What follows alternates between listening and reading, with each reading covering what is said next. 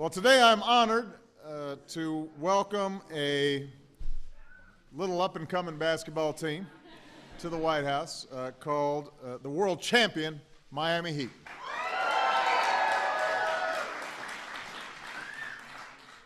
Now, for many teams that come here, this is a lot of cameras in one place. It's a little overwhelming. But for the Heat, this is what practice looks like. This is normal. I know this is the first trip for some of these players, but a few of them were here a couple of years ago for a pickup game on my birthday. Now, I'm not trying to take all the credit, Coach, but I think that it's clear that going up against me prepared them to take on Kevin Durant and Russell Westbrook. It sharpened their skills. It gave them the competitive edge that they needed. And I think part of the reason they came back today is they want another shot at the old guy. But first, I have to congratulate the Heat on their well-earned title. This team traveled a long road to get to where they are. In 2011, the Heat got all the way to the finals, only to come up short. But when you fall, the real test is whether you can ignore the naysayers, pick yourself up, and come back stronger. And that's true in basketball, but it's also true in life. That's exactly what these guys did. Instead of getting down, they got better. Dwayne Wade worked on his core. LeBron learned some post moves from Hakeem. Shane Battier came on board. They became a more complete team. They got to know each other better and trust each other more. And they became more fun to watch. In Game 4 against the Thunder last year, we saw LeBron carried off the floor with cramps, only to come back a few minutes later and hit a dagger of a three-pointer to put the Heat ahead. During Game 6, we saw him pull off one of the greatest performances in basketball playoff history, dropping 45 points and had a scary look in his eye. We saw Dwayne Wade, the heart and soul of this team, continue to do whatever it takes to win, including leading the team in blocks. And at the post-game press conferences, he dressed well enough to land himself in GQ magazine. Show him your kicks here, Brian. If any of you can pull this off, other than Dwayne Wade, let me know. We saw Chris Bosh get injured but get healthy right at the perfect time and do outstanding work throughout the rest of the playoffs. And it wasn't just the big three.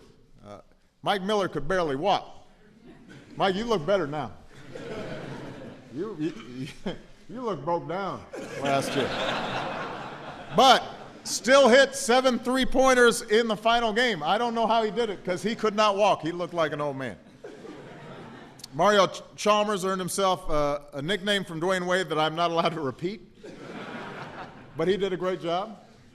Shane Battier, as always, played impeccable defense, hit big threes. Juwan Howard, Grandpa, became the first member of the Fab Five to win a ring. And Coach continually set the tone and kept these guys motivated the entire way. So that team mentality, with everybody doing their part, is what finally put the Heat over the top.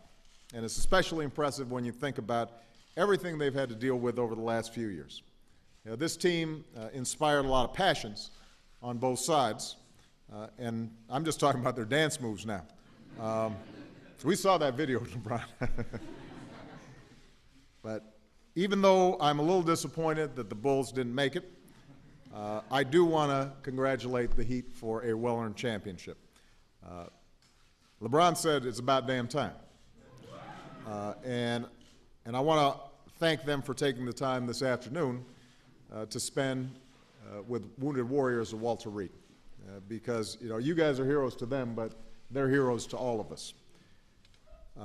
And let me just say one last thing about these guys, and I mentioned this as we were coming in. Now, there's a lot of focus on what happens on the court. But what's also important is what happens off the court. And I don't know all these guys, but I do know LeBron and Dwayne and Chris. And one of the things I'm proudest of is that they take their roles as fathers seriously. And you know, for all the young men out there who are looking up to them all the time, for them to see somebody who cares about their kids and is you know, there for them day in, day out, that's a good message to send. It's a positive message to send, and we're very proud of them for that. So,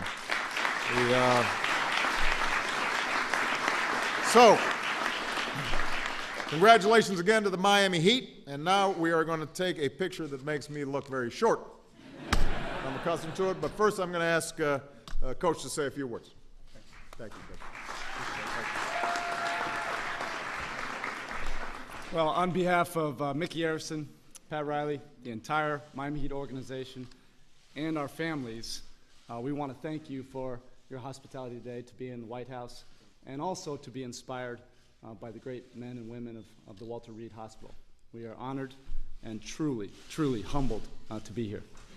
We actually hope that this team serves as an inspiration to the nation of what a group can do when you come together and sacrifice your egos for a greater goal, to come together with a real hard hat work ethic, and to be able to persevere through adversity and a whole heck of a lot of criticism, and still be able to accomplish the ultimate dream. Fantastic. Thank you so much. Come on, Mark. Am I supposed to say something? Hey, you can if you want. It's your world, man.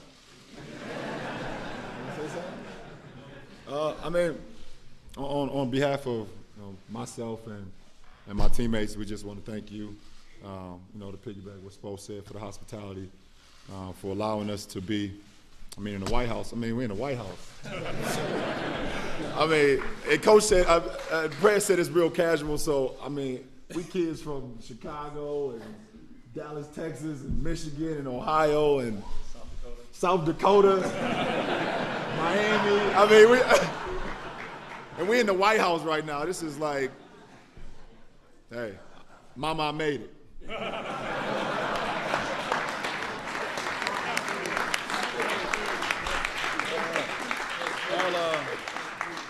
All I got to say is we got a 10-day contract left. Yeah.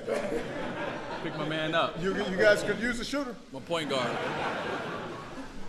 Thank you, man. Thank you. All right. You guys want to